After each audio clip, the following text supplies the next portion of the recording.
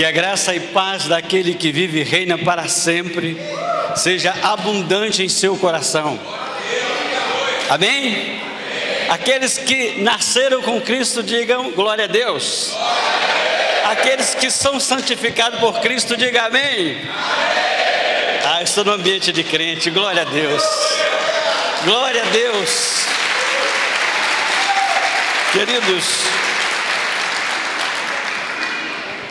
Queridos, então Marcos nos diz que Jesus, ao voltar de uma das suas expedições evangelísticas, é isso mesmo, Jesus evangelizava.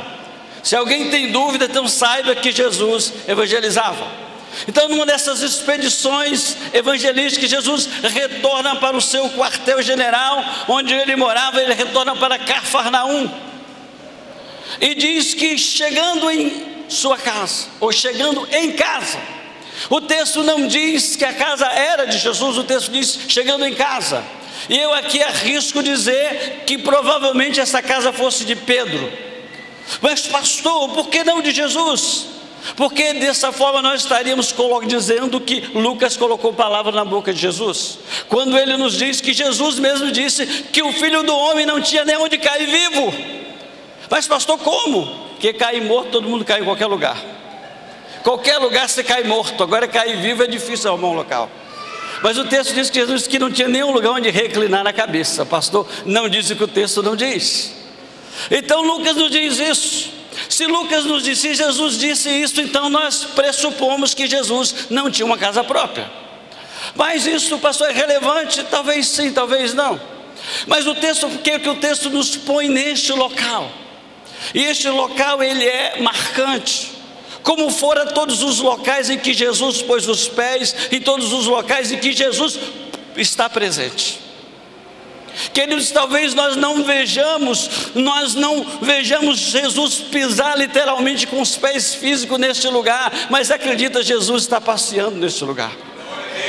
Queridos, talvez, olha, Jesus quando estava em vida, Jesus nunca saiu da Palestina, mas depois de ressuscitado e voltado ao seu estado em espírito, Jesus já visitou muitas outras localidades através do seu povo. Então, queridos, o texto nos põe lá, e o texto nos diz que estando Jesus lá, certamente alguém começou a divulgar, certamente os bons fofoqueiros da época, que tem a boa fofoca. E qual é a boa fofoca, pastor? A boa fofoca é aquela que anuncia coisas boas. A boa fofoca é aquela que anuncia, olha, está tendo um concurso público aí, a empresa está contratando. Olha, a boa fofoca é Deus está abençoando de tal maneira que fulano de tal vai sair daquele cubículozinho e vai expandir o negócio, vai ser uma grande empresa em Tupã. Essa é a boa fofoca. Então anunciaram aos quatro ventos, e que Jesus estava naquela casa, em casa, e as pessoas começaram a fluir, fora as que já o acompanhavam. Mas queridos, esse texto nos narra um milagre extraordinário.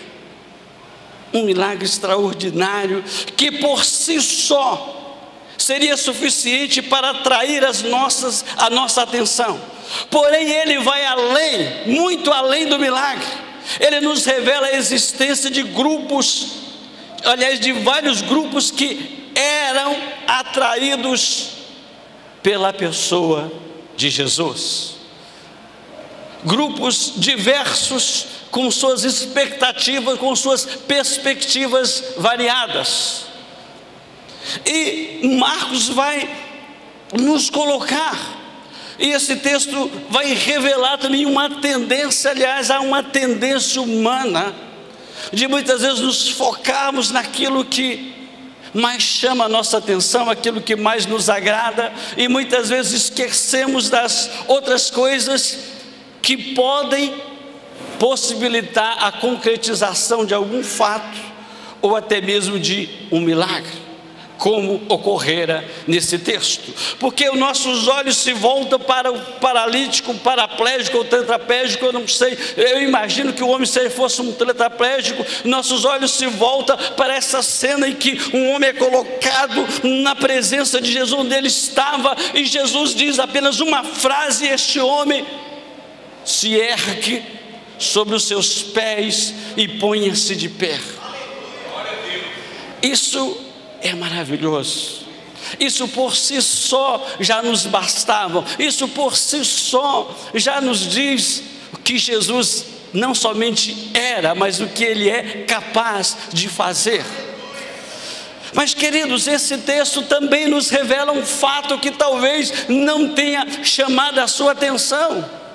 Esse texto nos mostra que dentre esses grupos que se comprimiram, foram para lá, existiam os seguidores e os espectadores. E a pergunta essa pergunta é para mim, essa pergunta é para você, essa pergunta é para nós: seguidores ou espectadores? Em qual desses grupos nós nos encaixamos? Que tipo de crente nós somos? Nós somos do tipo que segue a Jesus a qualquer custo, ou nós somos daqueles que ficam das arquibancadas esperando o que vai acontecer? Então, queridos, lá tinha os seguidores, mas lá também estavam os espectadores. E nós podemos, Marcos nos identifica eles a quantidade. Marcos vai nos dizer que lá estavam os tantos. Queridos, e os tantos eram seguidores. Os tantos foram aquelas pessoas com a perspectiva pedagógica, isto é, estes geralmente chegam primeiro, são aqueles que chegam: olha, eu vou chegar primeiro, eu vou chegar lá que eu quero sentar no melhor lugar, onde eu possa ouvir, eu quero ouvir Jesus falar, eu quero estar perto de Jesus, eu não quero perder uma palavra, eu não quero perder uma expressão, eu quero focar, os meus olhos vão estar fintos em Jesus, toda a minha atenção, minha mente não vai distrair, é Jesus que estava lá, eu quero estar lá. Agora, com que perspectiva você e eu, nós vimos ao culto nesta noite? Com que perspectiva nós vamos na célula quarta-feira? Não, eu vou na célula, porque se eu não for, o meu líder vai me cobrar, e aí o supervisor vai cobrar do meu líder, e vai ser aquele negócio, então eu tenho que ir. Queridos, a célula, entre outras coisas, é um lugar de se aprender. Mas eu aprendo o quê? Você aprende como liderar, você aprende como cuidar de pessoas, você aprende como contribuir para a expansão do reino de Deus, no mínimo. Então existe perspectiva pedagógica. Sabe aquele tipo de pessoas que quando vão numa conferência, quando vão, levam os seus bloquinhos: eu vou anotar tudo, eu não quero perder nada, eu não confio na minha memória. É do chiparodo, que eu ouço aqui, e se talvez alguma frase ou outra eu consigo reter. A minha memória é tipo memória museu. Como é, pastor? Só tem antiguidade, você não encontra nenhuma novidade no museu. Se você quer novidade, não vai no museu. O que é isso? As minhas memórias antigas são ótimas, mas as recentes, nada, ou quase nada. Se você me perguntar o que eu almocei ontem, é capaz de eu ter esquecido o que eu almocei ontem. Mas, queridos, esses tantos, eles têm a perspectiva, eles queriam estar lá, eles estavam lá, não somente por estar, eles não estavam distraídos, eles queriam aproveitar tudo, sabe? Eram os tantos. E aqui eu vejo tantas pessoas, e aqui eu vejo muitas pessoas bonitas, tantas pessoas bonitas, e eu espero que como essas tantas pessoas tenham vindo aqui nesta noite com essa perspectiva: eu quero ir lá, porque eu sei que a palavra de Deus se renova, eu creio que o que Deus pregou, o que eu ouvi ontem, não é a mesma coisa de hoje, eu creio, mesmo que o pregou de manhã, talvez Deus vai dizer uma frase diferente, Deus vai mudar alguma coisa. Nós que pregamos sabemos disso. Dificilmente a gente não consegue repetir o mesmo sermão de noite o que prega de manhã. Repete parte, mas não na íntegra. Que se fosse na íntegra, a gente mandava uma fita, gravava a fita, passa lá a fita para vocês assistirem, sabe, sentença por sentença. Aliás, querido, abre aspas, dizem que um iniciante admirador de um determinado pregador, ouviu todo o sermão, não sei quantas vezes, decorou sentença por sentença, ponto e vírgula, e quando foi pregar não conseguiu nem 10%, porque não adianta. Então os tantos estavam lá, queridos. Além dos tantos, Marcos vai nos dizer dos poucos. E quem eram os poucos? Eram espectadores. Quem dos poucos não são aquelas pessoas que vêm no intuito de cultuar a Deus, no intuito de adorar a Deus. O pouco não são aqueles que estão dispostos a aprender. Os poucos eram, no caso lá do evangelho, no acontecimento lá em Cafarnaum, os poucos eram os escribas. Eram aqueles que foram com uma perspectiva crítica, estavam lá não para receber, não para ouvir o que Jesus tinha a ensinar, mas estavam lá com a intenção de analisar, e nós vamos prestar atenção. Quando ele cometeu um erro, nós o apanhamos. Queridos, olha, eu já preguei em vários auditórios, inclusive nesse lindo auditório como hoje à noite está. Mas o pior lugar que eu já preguei na minha vida foi no seminário. E eram poucos que estavam lá. Mas não estava lá para ouvir o sermão, estava lá para analisar e criticar o sermão. A gente sabe, a gente fica num estado de tenso, que com ponto e vírgula, eles não estão se preocupados se o sermão é bíblico, se o sermão vem de Deus, está preocupado se está dentro das regras, se é homileticamente perfeito, bem executado, não só bem elaborado, mas bem executado. Eram poucos, e foi o lugar mais difícil, porque geralmente os poucos, no caso aqui, tem muitos poucos iguais a esses, que são aqueles que vão para analisar o sermão do pregador, vão para analisar o louvor. Não, mas desafinou naquela nota, no último toque desafinou, sabe, deu uma desafinadazinha lá na guitarra, deu uma desafinadazinha lá no teclado, deu uma desafinadazinha lá no tom. Agora imagine se ouvisse eu cantar então, e dizer, foi a maior tragédia, foi pior do que uma ópera, agrediu os meus ouvidos exigentes. Então, queridos, os poucos são aquelas pessoas que levam tudo, levam o seu conhecimento, levam a sua intelectualidade, levam as suas carcaças, mas não levam o seu coração. O seu coração não vem, deixam em casa, deixam no altar que cria em casa, na TV, deixam nos livros, deixam em qualquer coisa, mas não traz. Então lá estavam os escribas, estavam lá, nós vamos apanhá-lo, nós temos certeza, hoje nós vamos desmascará-los, vamos provar que ele é um infrator, vamos provar que ele é uma fraude. Jesus não estava preocupado com eles. De repente Jesus está lá ensinando, Jesus está lá fazendo o que ele mais gostava de fazer, ensinar pessoas, cuidar de pessoas. E mais que de repente o telhado começa a se abrir milagrosamente, e não foi um cataclisma, não foi assim de repente um vulcão que arrancou tudo e jogou tudo de perna para o ar, não foi nada disso. E eu imagino que quando os que estão ali dentro daquela casa aglomerado de tal maneira, lá estavam os tantos, aqueles estavam aglomerados de tal maneira que tiveram que ter uma ideia, fazer uma obra engenhosa. Então eu imagino quando Jesus olha e vê, todo mundo fica espantado quando de repente vê descer uma maca, descendo telhado abaixo, e fica aos pés de Jesus. E aí os poucos ficaram observando se Jesus ia fazer alguma coisa que não devia. E quando Jesus diz, filho, perdoados te são os teus pecados, blasfêmia!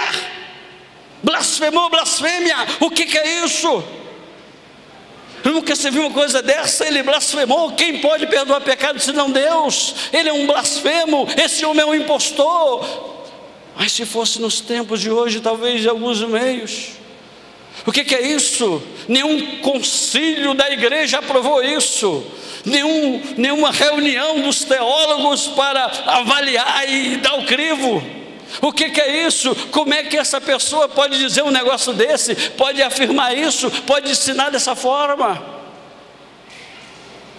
Jesus não precisava de concílio ecumênico. Jesus não precisava que o papado, e nem tampouco o concílio da igreja cristã, nem o concílio de Trento, nem o de Niceia, e etc, etc, etc. Jesus não precisava, porque ele já tinha aprovação do Deus eterno. Ele era filho de Deus, ele tinha autoridade, e a sua missão não era agradar os críticos, mas era fazer a vontade de Deus. Querido, se você procura muito agradar o crítico, eu vou ter uma péssima notícia para lhe dar. Você pode agradá-los, mas você vai acabar desagradando a Deus, e no fim você não vai ser uma pessoa satisfeita. Não se preocupe com os críticos. Não se preocupe com o que Deus quer fazer através da sua vida. Se preocupa com onde Deus está operando. Se preocupe com o que Jesus está direcionando a fazer. Deixe os críticos cuidarem das coisas que... Aliás, se as pessoas se ocuparem com a sua vida, não sobra muito tempo para criticar a vida dos outros. Geralmente os críticos são aqueles que menos constroem. Geralmente os críticos são aqueles que não têm muita ocupação. E eu ouvi uma frase, eu não sei de quem foi, me lembro que foi repassado por uma prima minha na rede social. Ela disse a seguinte frase, eu concordo com ela. Ela disse: não aceite crítica construtiva de quem não constrói nada.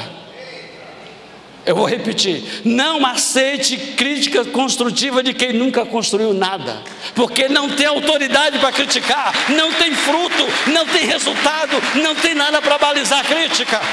Não aceite. Mas pastor, eu vou lhe contar, pastor, o senhor não sabe, pastor, eu quero lhe contar em primeira mão. Pastor, eu fui numa dessas células, tinha a irmã Maria, não sei das quantas, Senhor, estava a falar subir para cima e descer para baixo. Pastor, como é que pode? Uma mulher dessa não pode estar liderando uma célula. Ele pergunta: você lidera melhor do que ela? Na sua célula dá mais fruto do que a dela? Não. Então, quando der, você volta que eu vou te ouvir. Quer dizer, eu vi isso em Marília, parecido. O pastor Paulo Mazzoni, ele disse que ele colocou como líder de uma das células da igreja dele uma senhora analfabeta. Uma senhora analfabeta, repito. E aí pessoas dizem: pastor, o senhor vai colocar essa mulher? Pastor, o senhor vai arriscar de si? Irmão, se Deus está aprovando, quem sou eu para reprovar? Se Deus está otorgando elas, quem sou eu? Então o crítico geralmente é aquele: pastor, eu fui lá, eu sou seu tudo. Mas as pessoas não perguntam, geralmente as críticas, se tal pessoa, quanto tempo ela gastou em oração, o que Deus falou no coração dela, o quanto preço ela está pagando para ser usada por Deus ou ser usada por Deus. Não pergunta. Não, mas aqui... Sabe aquelas perguntas que a gente entende que é casca de banana para a gente escorregar? Fazer algumas perguntas desproposital. Geralmente eu ignoro. Eu passo adiante, faço de conta que não vi, não vale a pena perder tempo. Nós estamos ocupados em grande obra como Neemias. Nós não temos tempo para perder com críticos. Nós não temos para perder com incrédulo. Então, queridos, esses poucos geralmente são os barulhentos, geralmente são os que chamam a atenção, geralmente são aqueles que estão ali para qualquer coisa, estão ali para dizer: meu Deus, que culto horroroso, que culto ruim, a música estava ruim, não afinaram, parece que eles não ensaiaram, sabe? Até o Rogério, que tem aquele tom assim de tenor, hoje deu uma derrapada legal, e não sei o que aconteceu. O pastor Devani, que é um bom pregador, hoje parece que ele estava sonolento, parece que ele não se preparou para a mensagem. Agora eu pergunto: você se preparou para ouvir a mensagem? Você pediu a Deus para falar com você? Você pediu a Deus? É isso que eu pergunto. Esses homens estavam assim, esses homens podiam perguntar, mas podia dizer, que coisa fantástica. Um homem que estava desenganado, um homem que a vida não tinha mais sentido, encontrou um sentido novo para a sua vida. Que maravilha! Queridos, Marcos vai nos informar também que lá não tinha somente os tantos, os poucos, mas tinha os uns, certo? Sem querer entrar no mérito português, né, que diz que um é artigo indefinido, sem querer entrar no mérito, diz que tinha uns, são aquelas pessoas que foram com a perspectiva operacional. Como assim? São aquelas pessoas que nós denominamos o pau para toda obra, aquela pessoa que você conta para tudo.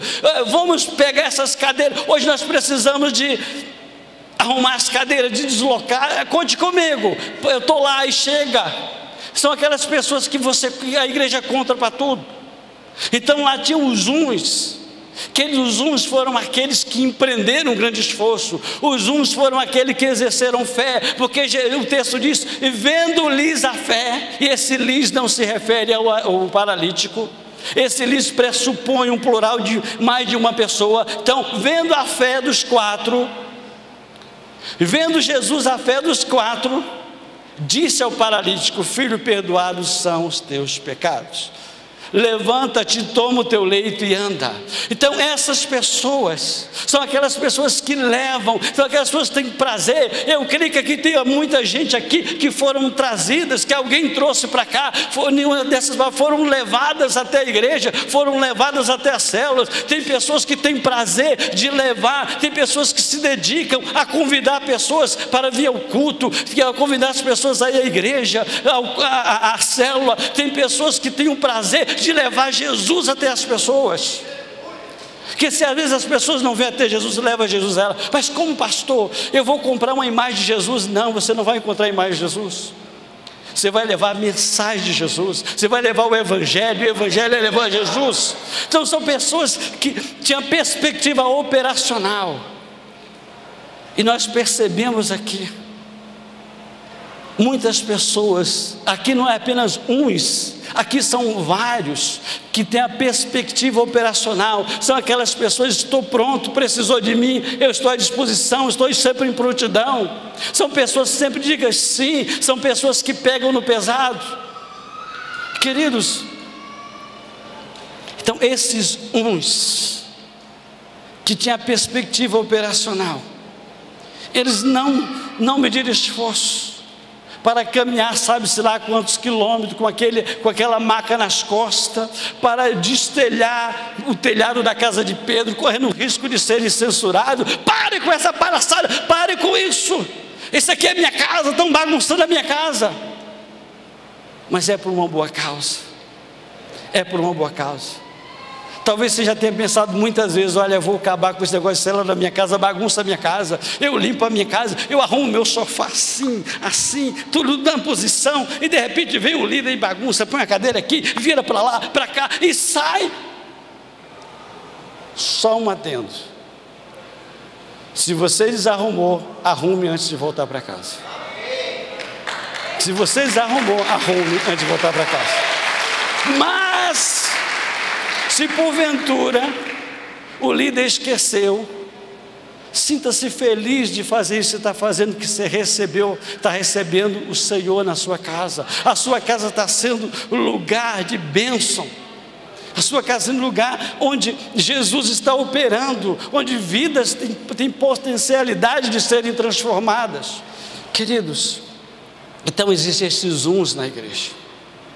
Esses uns são conhecidos, porque sempre nas necessidades, nos trabalhos, a maioria das vezes as mesmas pessoas. É nos acampamentos, tipo nos acampamentos infantil, sempre são a maioria. Raramente você vê um rosto diferente. São esses uns, porque esses uns têm no seu DNA a vontade de servir e servir a obra de Deus. e se sente honrados, se sente privilegiados em servir na casa de Deus. Mas, queridos, eu quero dizer uma coisa: na igreja tem os uns, mas tem os tantos. Ou seja, a igreja tem pessoas que trabalham, tem pessoas que não trabalham, e tem aqueles que dão trabalho. E o pior são os que dão trabalho, porque tem uns que não trabalham, mas também não dá trabalho. Mas tem aqueles que se dá em dar trabalho, se dá o tempo de dar trabalho. E aí, às vezes, o pastor, às vezes o líder de célula, às vezes o discipuladora tem que ser como um bombeiro, só apagar fogo, porque há um problema aqui, há um problema acolá, porque são os que dão trabalho. Mas eu dou graças a Deus que os irmãos que eu tenho convivência aqui, convivência mais próxima, não são dos que dão trabalho. Pelo menos até onde eu sei, os que eu tenho mais convivência próxima. Mas, queridos, crer no reino de Deus, tem gente que dá muito trabalho, tem gente que se preocupa em dar trabalho. Sabe por quê? Porque não trabalha. Se estivesse trabalhando, não daria um trabalho, não teria tempo para dar trabalho. E Marcos vai nos dizer do último grupo. Lá tinha os tantos, tinha os poucos, tinha os uns, mas também tinha os todos. E quem eram os todos? Os todos eram seguidores. Os todos, eles foram com uma perspectiva. Aquelas pessoas têm a perspectiva de se alegrar com os feitos de Deus. Eu estou feliz que Deus está operando. Eu não estou preocupado com o horário, que hora que vai terminar. Eu estou feliz porque Deus está operando. Eu estou feliz porque aquela pessoa moribunda foi liberta. Eu estou feliz porque aquela pessoa foi abençoada, aquela pessoa mudou de vida. Eu estou feliz porque eu ouvi a notícia que Deus curou. Eu quero me alegrar, eu quero louvar a Deus. E ali naquele lugar tinha os todos, e esses todos eram aquelas pessoas que queriam ver os feitos, que queriam ver a manifestação, se alegrar com a manifestação de Deus. E no final ele diz assim: nunca vimos coisa igual. Glória a Deus. E o texto diz que eles glorificaram a Deus e disseram: nunca vimos coisa igual. Ou seja, Deus visitou nesse dia, tarde, noite, provavelmente tarde ou noite. Deus visitou esse lugar, Deus visitou esse homem. Então nós estamos felizes, nós queremos ver os sinais. Isso é que nos alegra. Eu não quero nem saber o que eu quero saber, o resultado foi o que Deus fez. E aí certamente ouviu-se muito glória a Deus, muito Baruch atah Adonai, ouviram-se muitos desses gritos, muito êxtase espiritual, muito regozijo. Por quê? Porque esses tinham a perspectiva de se alegrar com os feitos de Deus. Queridos, nós só temos duas alternativas: ou nós ficamos felizes com os feitos de Deus, então nós nos juntamos aos fariseus, vamos criticar, vamos encontrar alguma coisa para criticar, vamos falar que é heresia, vamos falar que isso aqui, isso é invenção, etc, etc.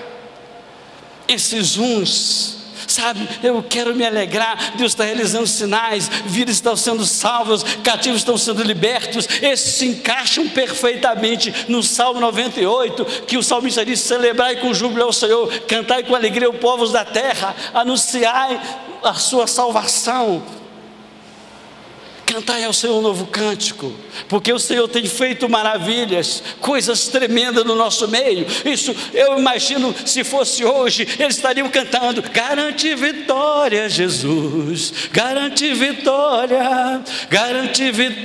Jesus, garante vitória. É isso, queridos, nós precisamos nos alegrar nos feitos de Deus, precisamos nos alegrar. Você recebeu uma promoção, glória a Deus, Deus fez isso. O seu currículo recebeu uma resposta. Você fez um exame, você foi lá cabisbaixo, com medo, com pensamento negativo. Alguma coisa, de repente veio um resultado do exame, não é nada, glória a Deus. Você submeteu um tratamento difícil e foi curada, glória a Deus. Foi Deus que usou o médico, é Deus operando. Então esses todos tem essa perspectiva. Eles não vão para a reunião, eles não vão para o culto, eles não vão para nenhuma reunião sem nenhuma perspectiva. Eles não vão lá, se acontecer, aconteceu, eu quero estar lá. E daí eles não são Maria, vai com as outras. Eles têm uma perspectiva, eles têm um objetivo. Mas o que mais importa é o que Deus está falando. O que mais importa é que esse texto vai ficar no seu coração. Esse texto vai se tornar tão vivo. O Senhor vai gerar em você, vai gerar em mim essa mesma perspectivas de nos envolvermos cada vez mais com o reino de Deus. Queridos, a igreja está imbuída de um grande projeto. O projeto da igreja é alcançar vidas. A igreja cancelou todos os cultos que, não permita a minha expressão, que engordava crente, de uma maneira teologicamente falando. A igreja cancelou alguns, não que eles não fossem necessários, não que eles não sejam bons, mas às vezes o bom é inimigo do melhor. Nós não fomos chamados para ficar no mesmo lugar, nós fomos chamados para fazer a diferença, nós fomos chamados para contagiar, nós fomos chamados para ganhar vidas, nós fomos chamados para impactar cidades, nós fomos chamados para tirar os cativos. E não vamos tirar os cativos esperando que eles venham até nós. Nós não somos os pescadores que jogam a isca lá, espera que os peixes saibam e vai lá onde está o anzol. Não, nós jogamos aonde estão os peixes.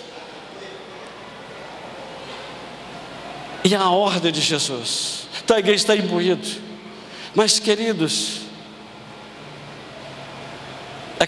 eu acredito que nem todos, pelo menos até hoje, estavam envolvidos, estavam encabeçados. Mas eu creio que a partir de hoje Deus está falando no seu coração. E você precisa sim estar envolvido nisso. Eu te chamei para isso. Como nós temos que avançar, tu precisa ser alcançado. Isso é uma estratégia, isso é um meio. Eu conto com você. E talvez alguém venha, mas Deus não falou comigo. E eu digo com todo carinho, você não leu a Bíblia.